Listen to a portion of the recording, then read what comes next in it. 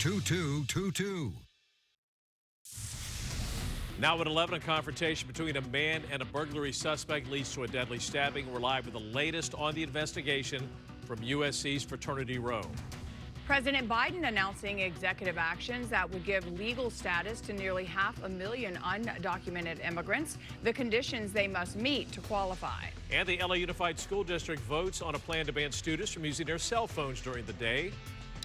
Plus, Casey Montoya is here with your 5 Live forecast. So we're going to warm up a bit today. Then we'll have some cooler weather, and just in time for summer to start, another warm up. We'll break all that down for you coming up.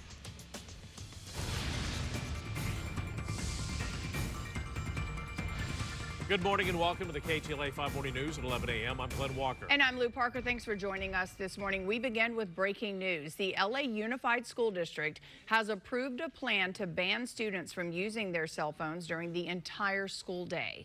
The board just held a vote giving the proposal the green light. KTLA 5's Lauren Lister live in the Westlake District with the details. Lauren? Yeah, Glenn and Lou, as adults, so many of us are constantly checking our phone. Well, LA Unified board members say so are students during the school day, and it is a problem, even using words like addicted. So what are they doing about it? Well, just a short time ago, they passed a new policy where they will ban cell phone use during the entire school day. The board member who introduced this, citing the negative effects, what research shows can be the damage, and also saying he just sees students glued to their phones. They're surreptitiously scrolling in school, in class time. They have their head in their hands walking down the hallways. They're not talking to each other or playing at lunch or recess because they have their AirPods in.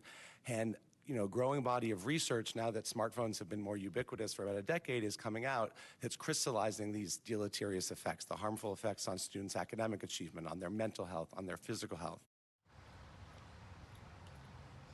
At this morning's meeting, a number of parents, teachers, and board members sounding off and expressing overwhelming support for a phone-free school day. Some, however, did cite concerns with enforcement, concerns that staff would have to spend too much time fighting with kids over phones and being the cell phone police. Some also cited concerns from parents about being able to get a hold of their children during the school day, and also concerns about making sure consequences are equitable. A student weighing in saying they should be able to give input on this because students aren't going to like it, so they should have a platform for input.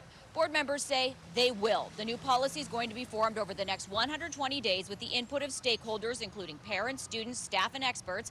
And it may vary school to school, they say, exactly how it's implemented. Kids may have to put phones in their lockers in some schools or a sealed bag. Those who favor the policy say it would lead to less bullying, more communication with each other at school, and better learning. This Venice high school math teacher talking about how tough it is to police phones, even when kids aren't allowed to have them in her class, with kids always trying to sneak a peek.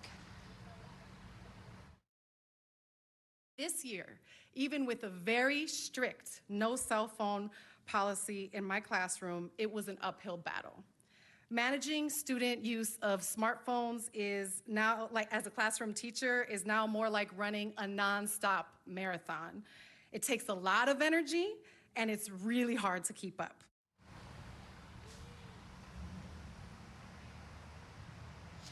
Now, there is already a policy that says no cell phone during class. This says no cell phones during the whole school day. It will go into effect in January, so there is some time. It's not going to start right at the beginning of the next school year. Also, smartwatches are expected to be part of the ban. That's what one of the board members said, and the superintendent just spoke about this too, so we'll hear from him at 12 o'clock. That's the latest live here at the LA Unified School District in downtown LA. I'll send it back to you in the studio. All right, Lauren Lister, thank you.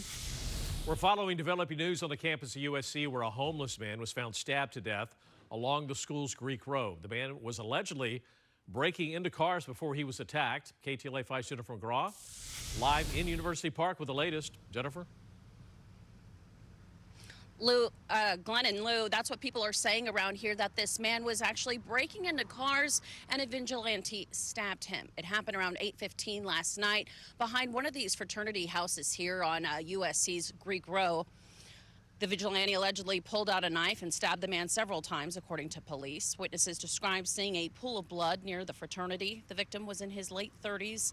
Investigators believe he was a homeless man in the area. The man with the knife has now been identified as 19-year-old Ivan Gallegos. He stayed at the scene and was arrested by officers.